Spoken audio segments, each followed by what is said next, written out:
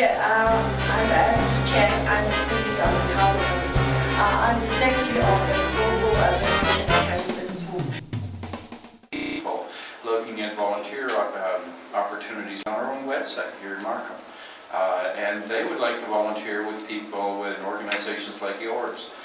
We also publish at York Region many materials that are in Chinese, and I wanted to bring one of them. This is from Community Services and Housing, it's all about various aspects of the services provided by York Region, municipal government, and the housing services. I don't have enough for everybody, clearly. There's a good crowd here, but I'll leave them at the back. And if you wanted to pick one up, or you can just, we can get you more, or we can get you out a whole bunch more. So there's one person I wanted to thank for, and I don't know if he's still here, John Wong. John Wong is our IT expert in setting these kinds of things up, and he's a superman as far as counselors are concerned. He helps us do everything, like setting rooms up like this, and even just turning on Blackberries. We're pretty stupid when it comes to IT stuff. And I think he's here, or is he gone now? Yeah. Oh, he may have gone. Oh, he's gone. Well, he helped us do this, and that's the reason why I think it'll work very well. So, welcome to Markham. I can't stay all afternoon. I will be here for a while. And the person I came to hear first of all is a man I'm very proud of. I don't know when you're going to introduce him, but our MPP, Michael Chan. He's one of the great... he's one of the great MPPs and has done a wonderful job for us here in Markham. We're well aware that he's going to do more for this town and for your community. So welcome. I'm looking forward to the session today. Thank you very much. The Deputy Mayor of Town of Markham. The forum has been brought to you by the Chinese Canadian Political Action Committee of Ontario, or short name SABACO. I'm going to call upon our President, Mr. Alan Ho, to say a few words. Alan, you have 2 minutes. Thank you. Minister Chan, Deputy Mayor Heath, honorable guests, fellow colleagues, starting from A to Z in the community, ladies and gentlemen. Good afternoon and welcome to our Chinese Canadian Political Action Committee of Ontario's Roundtable Forum on Immigration Services in Ontario. It is indeed an honor to receive an overwhelming support from Minister Chan, as well as our Deputy Mayor Heath, and most of the organizations serving Chinese immigrants in Greater Toronto areas. And to be exact, we have altogether 32 organizations participating in today's forum. These organizations come from many different sectors, including community and social services, business association, media education, and many, many. Chinese Canadian Political Action Committee of Ontario is an organization to promote the political awareness and participation among the Chinese community. And by organizing this forum, we hope that the Chinese community concern can be channeled to Queen's Park, to Parliament Hill, as well as various town centers by our political leaders. As well, we hope that all organizations present today will be able to share their experience and challenges in serving the Chinese community and to voice their opinion and to achieve a fruitful result when leaving this room. Before we start, I would like to thank my team of volunteers, they are all sitting there, by spending great effort and time to make this roundtable forum possible, especially Mr. Peter Chan, Mr. Alex Siu, our MC, and also Ms. Madam Wong, for their dedication to promote the well-being and betterment of new immigrants. Without any delay, I would like to invite Minister Chan to say hello to us. Minister Chan, please. Thank you. You have 1 hour. No, I think Alan spent more than 2 minutes, so I will speak maybe shorter times, like shorter time than later. But anyway, I will be delivering a speech later on today. First, I want to congratulate the town of Markham. We have new deputy mayor, and I'm one of your constituents, so be kind to me. Thank you, President Alan Ho, for inviting me attending to today's so meaningful forum, and thank you, MC, and all the participants that are coming today. And I'm really looking forward to hearing from you because, as you know, the Chinese community in Ontario, we have 600,000 strong, and it's vital that the benefit of the Chinese community should be addressed and looked after. So this is one of the big reasons I'm here today. And when Alan talked to me back in November 2007, mentioning this idea of having a forum, and I support it, and I hope today, after today, it will be fruitful. So thank you. I'll be talking again later on today. Thank you. Thank you, Michael. In Ontario, there's about 200 ethnic groups. If Michael go once a week to each ethnic group, it takes 4 years to finish. I'm sure everybody appreciates Michael's presence today. Thank you. As you all see, we have a very tight schedule, so without further ado, I'm going to move along. We're going to enter the main course of today, part 1 presentation, on which organization in alphabetical order of the name of the organization. We'll do a free format presentation. And each of you will have approximately 2 minutes. And when it comes to 1 minute, 45 seconds, there will be a warning. And then when it comes to 2 minutes, there will be ding ding. You can present in either English, Chinese, or any language you want, as long as people understand. And one reminder, in front of you, there's a lot of mic. Each of you have a mic in front of you, and don't forget to press the button before you start speaking. So for this session, I'm going to call upon our moderator, Mena Wong, and Professor Peter Chen to chair this session. Mena and Peter, the floor is yours now. Thank you, Alex. Good afternoon, ladies and gentlemen. My name is Mena, and I'm really happy here today. Gee, I'm the moderator, and I don't want to. Ladies and gentlemen, welcome again. Without further ado, let's begin the forum. Before we start, I'd like to take a couple of moments to go through some of the rules of the proceeding. As you are aware, we have on everyone's seat a package of today's forum. In the package, you'll find a list of organizations that are participating today. You will have the agenda, and you will also have a whole package of introduction to the agencies. So within that 2-minute time frame that you have for presentation, I don't think that we have the luxury of doing the introduction of the agency. So please take good use of the time. We would like to have one representative from each agency to make the presentation. But if you wish, you may want to share the 2-minute time frame between the members of the agency. And again, since we are here today to express our concerns and in addition, provide recommendations and possible solutions to the concerns, please, I would trust that you will provide with in-depth analysis of the issues, and as well as the possible solutions to the concerns.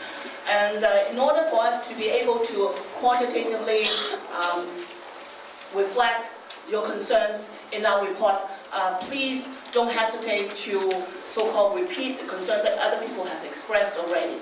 So in that way, we'll be able to tally the number of occurrence in that particular concern. Okay, so without, again, why don't we start the forum right now? And the first presenter, the first agency will be Ms. Jen Yang from Access. Ms. Yang, the floor is yours.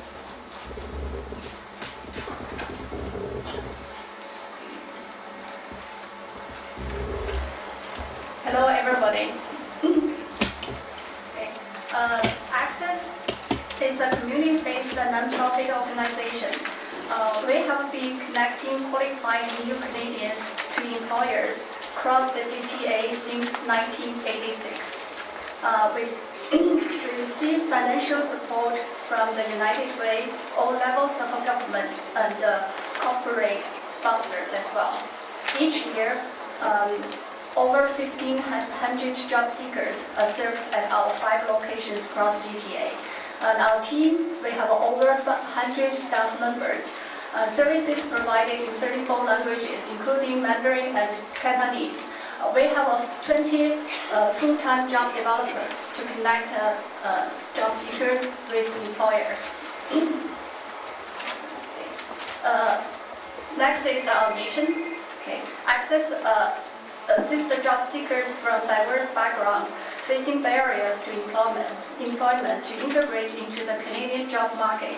We achieve this by providing employment services, link employers to skills people, and building strong network in collaboration with the community partners. Our services, we have a Job Connect program that is a major one. We have a START program that is a 10 weeks program for women to improve their employment skills and computer skills. We have a Talk English Cafe that is an opportunity for people to practice their English in the workplace. Next one, we have a job search workshop. We have a new Canadian workshop. But I want to mention here, please press the button. We have a 3 bridging program. That is a pilot program. We have one is in engineering, another one in accounting, another one in tourist services. Okay. Thank you, Xian. Okay. That's it. Thank you.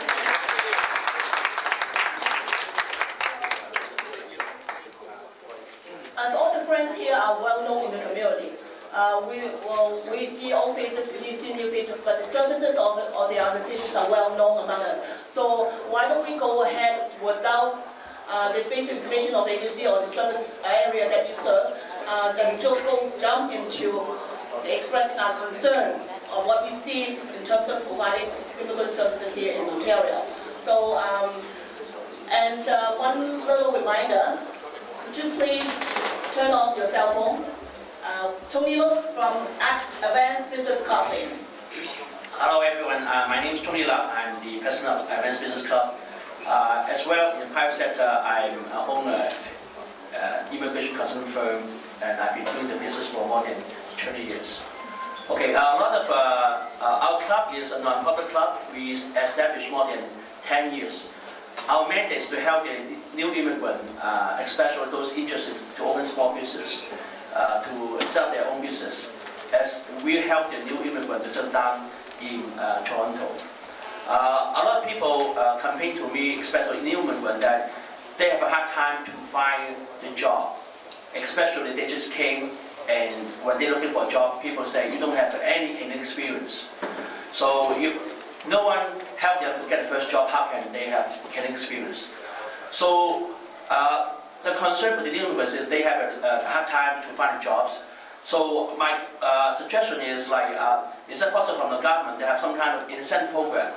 Because I remember day back about many years ago, I think the government have a program that to subsidize the employer. If you hire a new immigrant, if for instance the wages 10 hours, the government may pay $2 to $3, and then in that sense, that encourages the new employer or the employer to help the new immigrant to give them a job. So this is my first condition. Is there any incentive from the government to help the employer to hire a new immigrant? The second is about the language, because people complain to me that the language now the government offers good, but sometimes too long. It's not practical. So I wonder maybe instead of any practical English course, job oriented. For instance, they find a job in the restaurant. Just have a short course you use the terms in the restaurant. For instance, you work in McDonald's, you know how the buns call, things like that. So you're working in a sewing machine operator, you know the terms of sewing machine. So instead of having a long course, have a practical and usable course, short time for help and find job. Thank you. That sounds like a broken record. I would like to invite everyone again to jump right into the issues, please. The third representative will be Joe Song from Asian Interactive Youth Association. Mr. Song. Hello everyone, my name is Joe Song and I'm the Chief Secretary of Asian Interactive Youth Association. Just a brief description of AYA. Basically it's a high school and university run organization, and we've been inactive since 2003.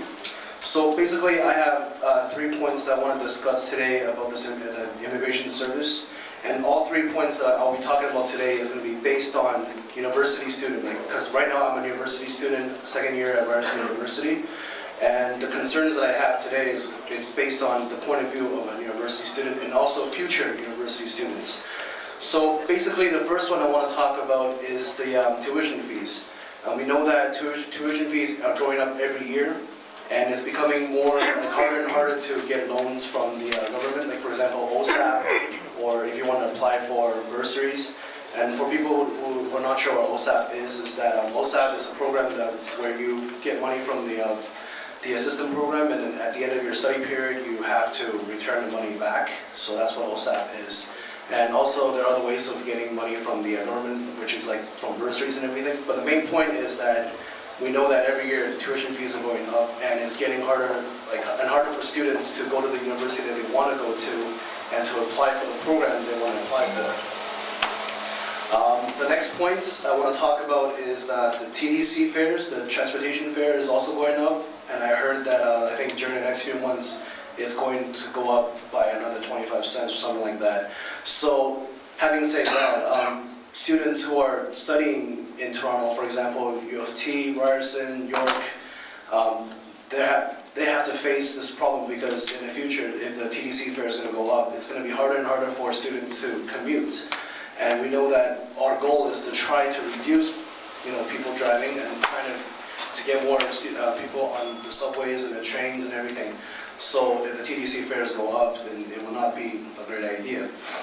And the final point I want to discuss is that for new immigrants that come to Canada right now, there's been an issues about having to being accepted to middle schools or high schools.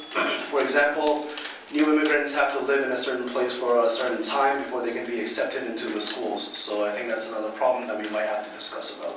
Thank you.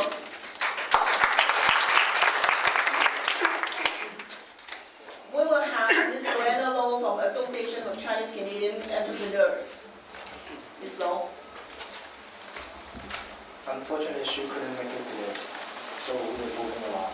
We're moving on, and we'd like to invite Mr. James Lee, Canada Shanghai Business Association, please. My name? Hello, my name is James Lee from Shanghai, Canada Shanghai Business Association. Can I use, because my English is not good enough, can I use Mandarin? Okay. Anytime. Okay, thank you. 我是上海加拿大上海商会的。我们商会呢，主要是推动，其中的功能就是推动加中贸易方面的做这个事项。然后呢，我想关心的有2个议题呢，我想在这里有机会让我说一下。第一呢，就是在长三角地区，上海长三角地区呢。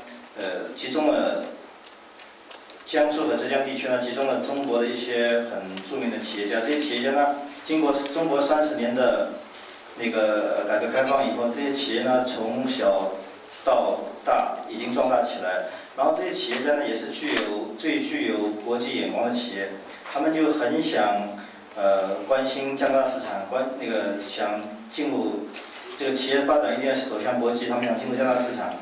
在这方面呢，上海商会呢做了很多工作，但是呢，希望就是想知道在政府在哪些方面能给我们提供点资源，让我们把这件事情做得更好。第二呢，这些企业家呢，他们不但有一个好的企业，但是呢，他们本身自己也想有移民计划，他们当然是成功的企业家，他们有那个很多的财富，他们想移民过来，在这方面呢，想看看那个，如果他们选择其他国家的话呢，就会把这些资源流失了，所以呢，就希望能够在安省政府方面看看也是有什么计划和那个资源可以提供促进这些移民的来到加拿大的成功。好，谢谢。The floor goes to Helen Wang of Care for Seniors and Community Services Association. Thank you. Care First basically is an ethno-specific service organization serving Chinese communities, especially the seniors, for 31 years. And there are three major issues I would like to raise this afternoon. Number one is that in year 2003, University of Toronto made a study talking about the health status of Chinese seniors immigrants to Canada. One thing, the scenario reflects that health-wise, the immigrant seniors, health-wise, they are of poorer health than the cohorts of the older population seniors. And unfortunately, the use of community support services, actually there is a serious issue of underutilization, and the reasons why is because there is a lack of culturally and language relevant services for them. For instance, like there's a big difficulty for seniors accessing primary health care because there's a lack of family physicians. And also, Care First provide a elder abuse hotline, and recently we have received phone calls from immigrant seniors. Basically, they are, say, like having serious issues of victims of elder abuse. And why? Because there's a lack of support for the family members. As a result, they're poorly looked after at home. So one of the major solutions we would like to raise is the government really have to look into the way how they fund agency. Basically, right now, the funding basically goes to all the mainstream organizations, and money has been very difficult to filter down to those service agencies serving ethnic seniors. So as a result, we would really appeal to the government to consider the funding policy that transfer payment agencies should also be able to not only partner with ethnic agencies, but have to make sure that the money really goes down to ethnic service providers, so that the money really goes to helping the seniors. And also for the funding for settlement agencies, please also consider that senior service agencies be included for settlement fundings.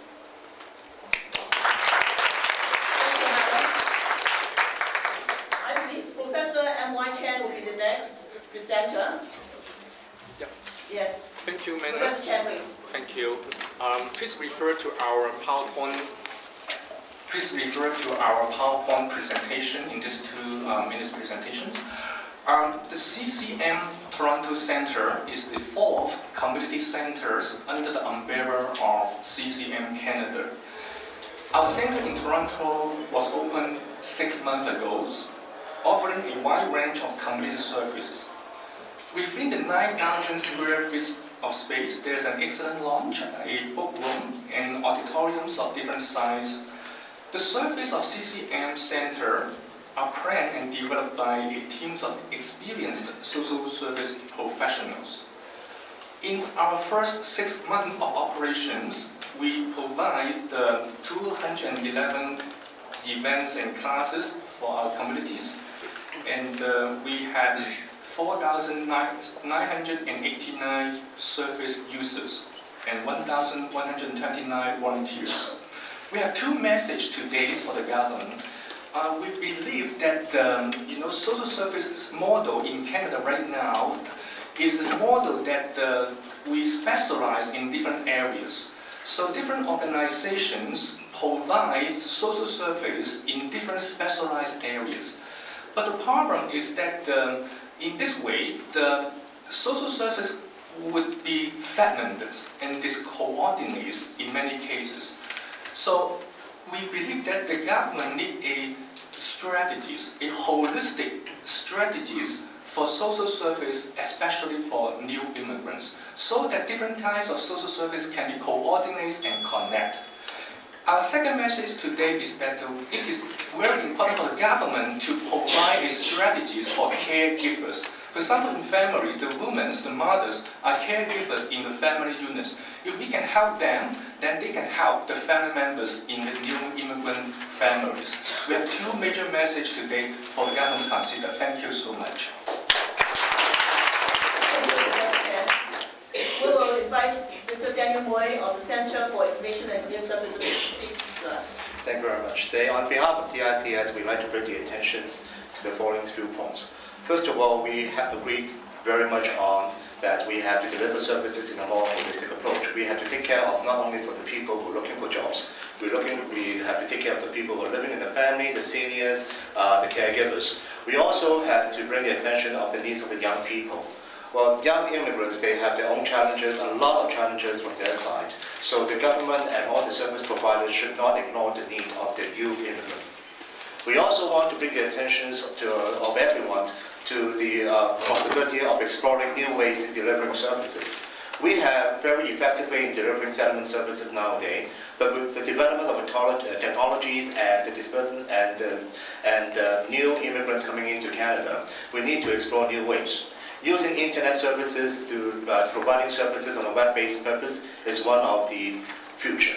We are not saying that web-based services is going to replace the existing services, but definitely it should be one of the alternatives available for use. So we really hope that the government would have a more flexible visions in this side to assist agencies to develop service delivery mechanisms in this area.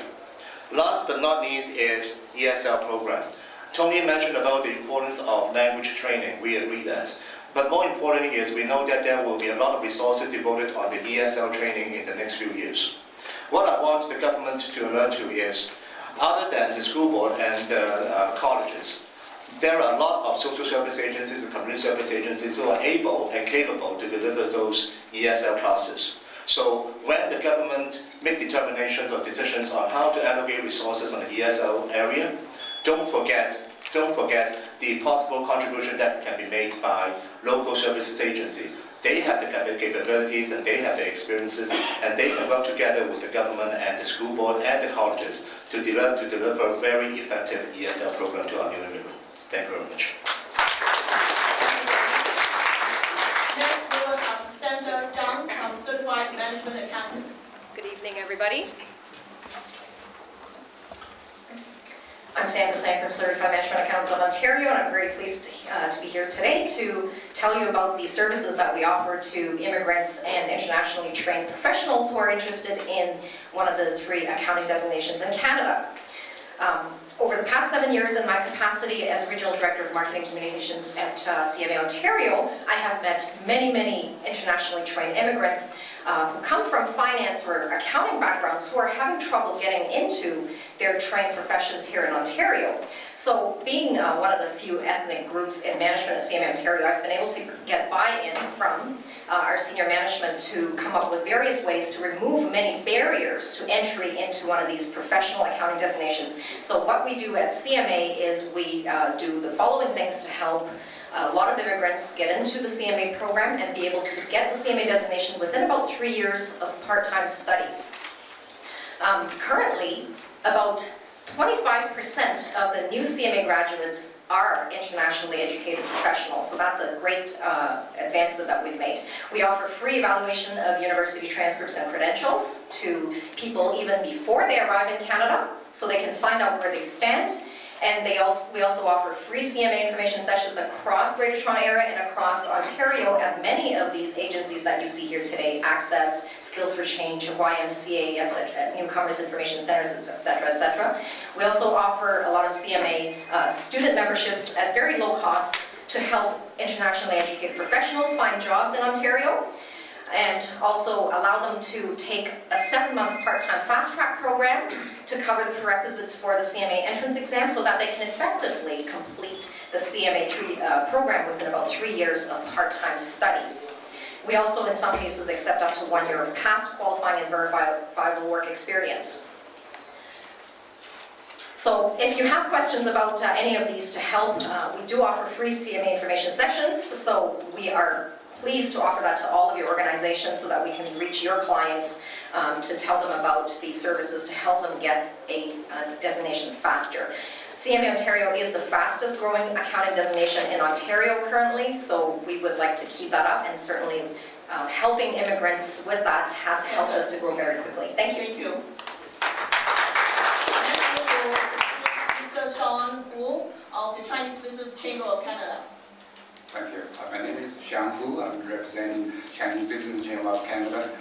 We are a business association, and members mostly include immigrants from mainland China. We are a regular business association, providing services like organizing business events and group benefits, something like that. So I don't need to promote our services here. I don't see anyone interested in joining us here. Therefore, as for our concern, I'd like to see more government support for immigrants to become self-employed, start their own businesses. Obviously, it's not realistic for the newcomers to get all of them get jobs here. Therefore, self-employment can be an alternative to them. So we'd like to see some more services designed specifically for this group. If the government can get the funding for us, we can help. And also, I want to be the first speaker who ended the speech without an warning.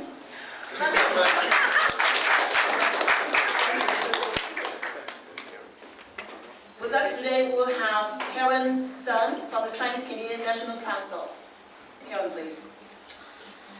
Hi, I'm with the Toronto chapter of the Chinese Canadian National Council.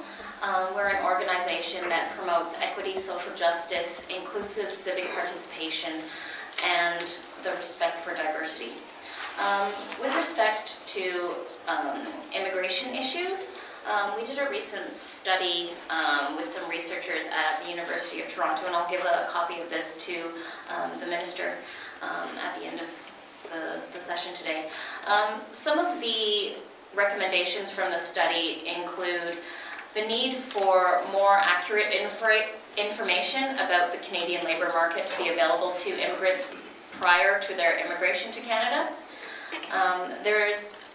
Obviously there's a need for ESL, but in particular there's a need to access enhanced English language training so that people with professional skills can more easily re-enter a professional field. There's a need to facilitate the accreditation of foreign-trained professionals and improve their access to professional jobs. And lastly, there needs to be better supports, income supports and other supports for families, particularly in the form of childcare and access to transportation, such as public transportation.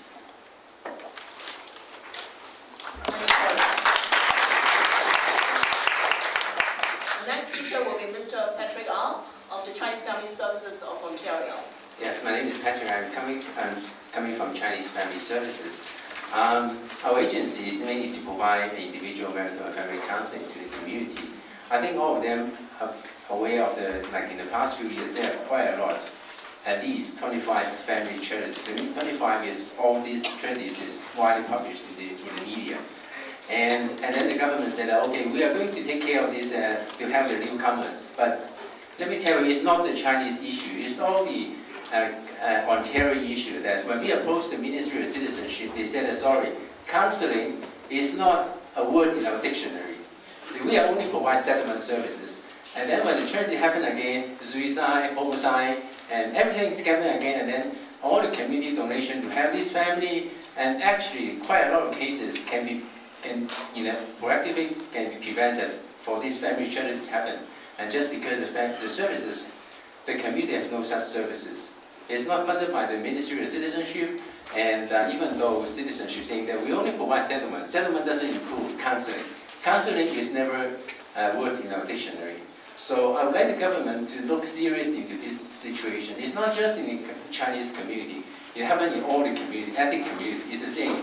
I hope that the government should include counseling in the settlement services.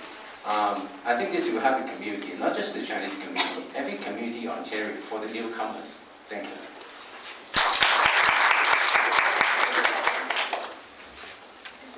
That is one of the big issues in terms of funding gaps. The next presenter, I would like to call upon Mr. Howard Shan of the Chinese Professionals Association of Canada. Good afternoon. Based on a recent MCI Ministry of Citizenship and Immigration survey conducted by CPAC, which is our organization, back in 2007, the obstacles which new immigrants face are directly related with communication skills, job search technique, and cultural differences. While mainland Chinese are the largest immigrant group in Ontario, a large number of service providers reported that the mainland Chinese immigrants account for only 10% of their clientele, which suggests this group of immigrants are underserved. Although the needs of the mainland Chinese do not differ fundamentally from those of other ethnic groups, the cultural and linguistic characteristics demand innovative approaches in outreach and service delivery. There is an overall lack of readiness to provide programs that are culturally and need relevant to the mainland Chinese newcomers with regard to staffing, program development, cross-sector and or inter-agency collaborations and partnership. Therefore, to alleviate these situations, we recommend, number one, community service providers to partner with Chinese immigrant organization groups to strengthen program outreach and delivery capability. Two, promote and support cross-sector community collaboration and partnership in the development of resources, tools, and educational materials.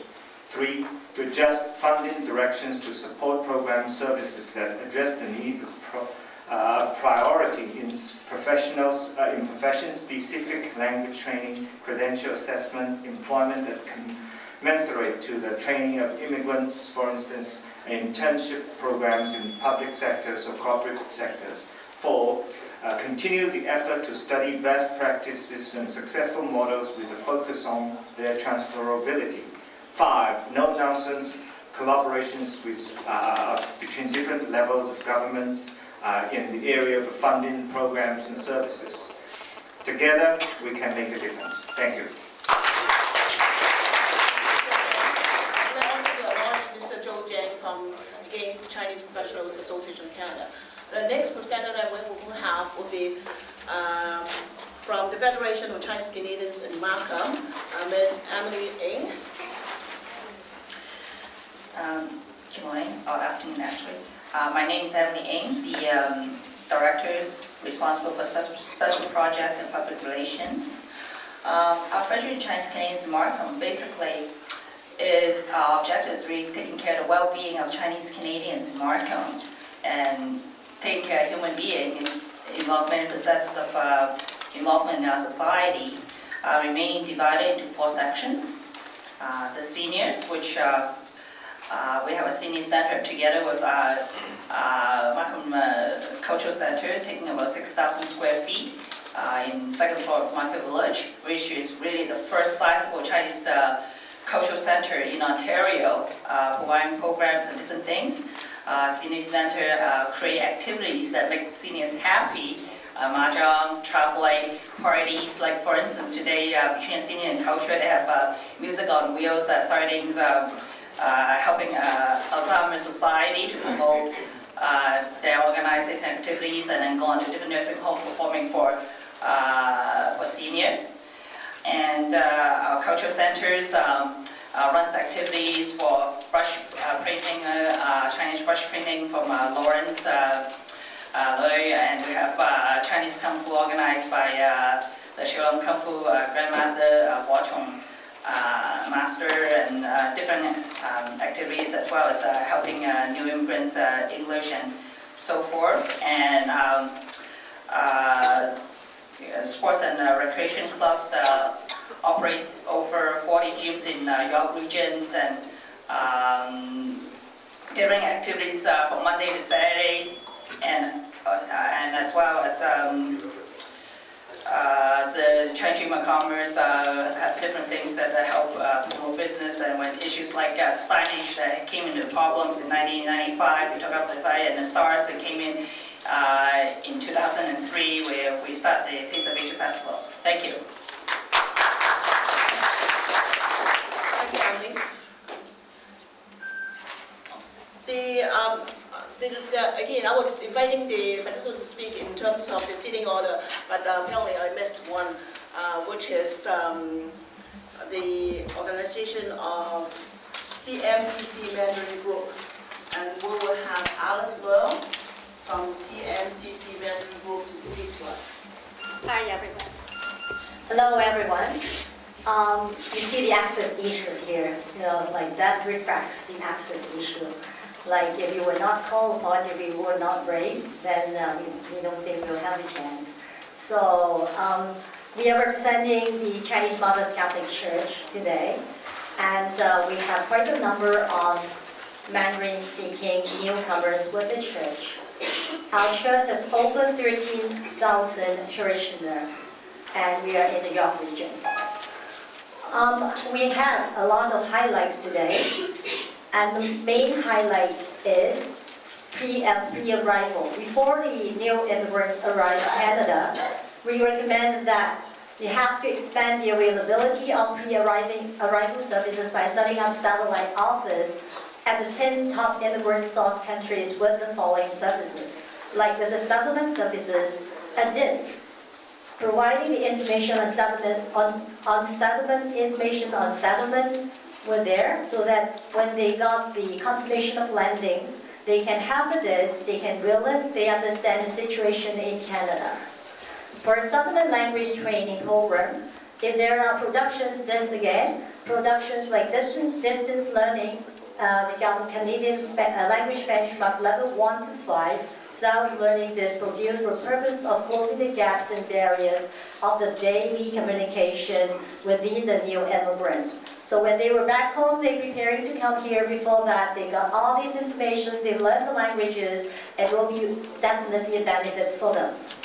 For a credential assessment, a lot of people are frustrated here. If they were back home before they were here, before they had the landing day, then if there are linkage with the professional regulatory bodies and professional association for distant credential assessment upon the assurance of confirmation of landing. For the seniors, I would like to talk about that they had difficulties in attending the daily activities or the programs, so transportation help would definitely be an asset. We'll be giving the whole power to the after we completed this meeting. Thank you. Thank you, Alex. We briefly said before, the focus of today is on you, the organizations who are going to express concerns and possible recommendations. So we will have the second session to address that further. Thank you. The next speaker will be Marlene Zhang from the Global Federation of Chinese Business Women. Before you do that, can I interrupt a little bit? Somebody left a BlackBerry somewhere. I'm Esther Chang. I'm speaking on behalf of Marie. I'm the secretary of the Global Federation of Chinese Business Women. I think I'm the only one that is speaking on behalf of the ladies. So I have two teenagers. So all my child's problem belong to my problem. So what I observe is a lot of the work gifted lady came to Canada because of the childcare system is not good as they think. They can't leave the job, or they can't leave their home doing their business, whatever, the professional. Second thing, as I myself used to be accountant, so I know the tax system is not encourage people to be as a working couple. So they don't have, the tax system is very discouraging. Right? The CMA, the director agreed. The third thing is, I think we need to have more people skill for ladies to be in this association. Honestly, when I changed my career from the finance, from accountant to finance, I faced this difficulty. So I struggle a lot. Please help all those ladies to overcome this kind of software skill. I know a lot of associations like Boa. I used to be a volunteer there, but they never teach people skill. I'm sorry about that. I didn't know.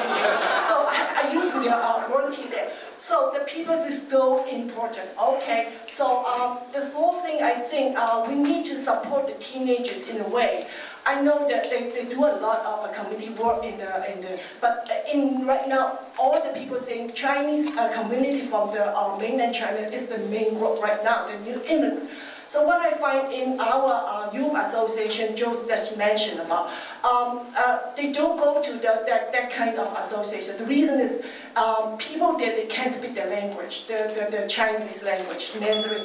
So this is another problem. We hope we can be funded because we are the only association that supported the Mandarin Chinese teens, right? They really love the fashion show, the catwalk, all those things. They love it, but we don't have funding. Malene, she was so warm heart. She always got support with her own money. So please help out that. Okay, thank you. Thank you, Esther. Thank you, Malene.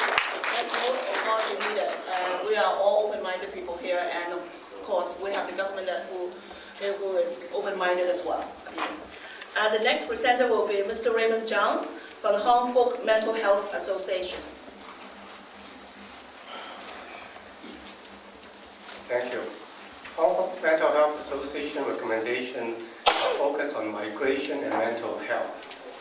Migration and mental health has long been acknowledged as interconnected factors to be addressed in the settlement process for all new immigrants. Program planning on immigrant services should incorporate the holistic health approach as recommended by the World Health Organization. As such, funding from the Ministry of Citizenship and Immigration should be broader than information, language training, employment, to include health-related services. As the old saying goes, prevention is better than treatment. Mental health promotion and prevention programs are set as top priorities by the Federal Mental Health Commission, led by former Senator Michael Kirby and the recently formed Provincial Ministry of Health Promotion. I would encourage the MCI also to consider that funding should be given to health and mental health promotion. Thirdly, the provincial health transformation is developing the local health integration networks, highlighted the importance of participation by the local residents, including all newcomers. Coordination between the provincial ministry, MCI, and the 14th local health integration networks in planning process would facilitate higher participation from the new immigrant communities to assure their voices are heard. Lastly, over the last few years, there were quite a few suicide incidents in the new immigrant communities. The Mandarin-speaking community identified a Mandarin-speaking distress helpline as a high need. A group of volunteers has been working with the Distress Center of Toronto with the hope to develop such a service, but they are facing a lot of barriers. On behalf of the volunteer groups, Mr. Minister, I'd like to present a letter to you explaining their difficulties. Thank you. Thank you, Raymond. The next presenter we have will be Daniel Yao, representative from Metro Toronto Chinese and Southeast Asian Legal Clinic. Daniel? 好啊，多謝晒啊！我係 Daniel Yao 啦嚇，咁我喺Legal Clinic 嗰度做嘢，咁嗰度主要就當然係做一啲嘅法律輔導嘅服務啦嚇。咁就即係我好支持我哋嘅同事咧，就提到話，即係我哋應該加強我哋嘅安居服務啊、語言嘅訓練啊，或者技術嘅培訓咁樣嚇。咁但係我覺得我哋都唔好忘記，我哋聽到好多故事咧，就話譬如話我哋好多嘅的士司機啊，我哋好多喺工廠嘅即係普通嘅員工啊，都有大學嘅學位，甚至乎博士學位嘅嚇。咁反映咗就話新移民好多時好多即係額外一啲嘅 barriers， 令到佢哋係喺好好咁生活喺加拿大嘅社會啦。咁其實背後啦，當然係一啲好結構性或者我哋講叫制度性嘅問題啦。咁其中一樣嘢，我覺得就係話加拿大即係出現嘅我哋叫種族歧視嘅問題啦。咁種族歧視嘅問題，我覺得我哋唔能夠話即係視而不見㗎嚇。咁如果我哋喺呢度唔做一啲嘢的話咧，咁我覺得就算我哋做10年、20年好啦，嗰個進步咧都會係有限㗎嚇。咁所以即係如果我哋要係就翻呢啲嘅我哋講結構性問題做功夫的話咧，我就覺得喺我哋嘅法律制度上面應該係即係多啲功夫啦。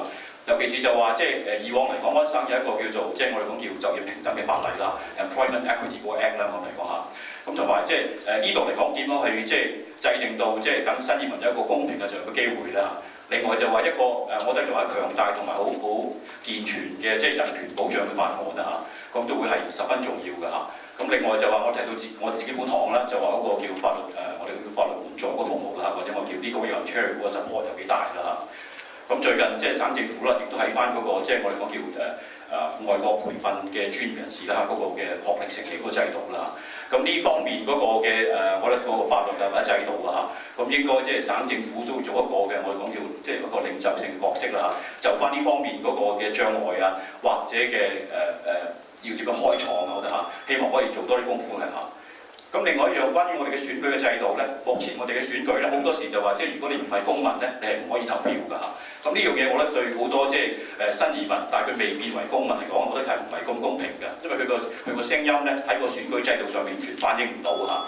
咁所以希望呢度都有個改革，咁就有個投票機會。Thank you.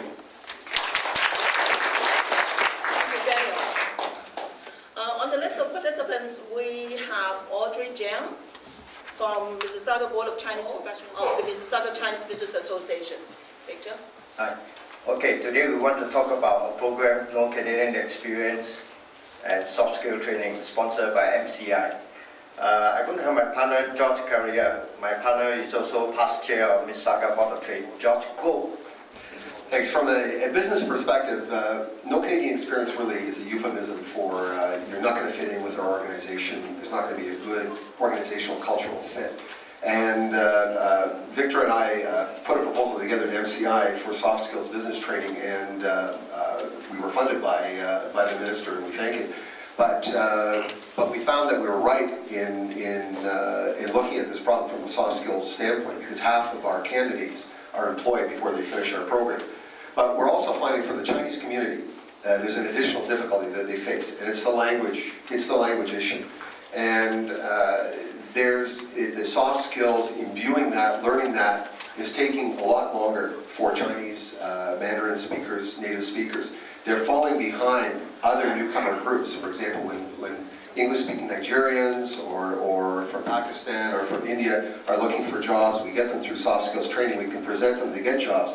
Chinese candidates are a little bit weaker from that standpoint. So our recommendation to the minister is, again, a focus on those particular areas with a focus on the distinctiveness of the Chinese community so that they can be kept on an equal footing with other newcomer groups that we're finding employed.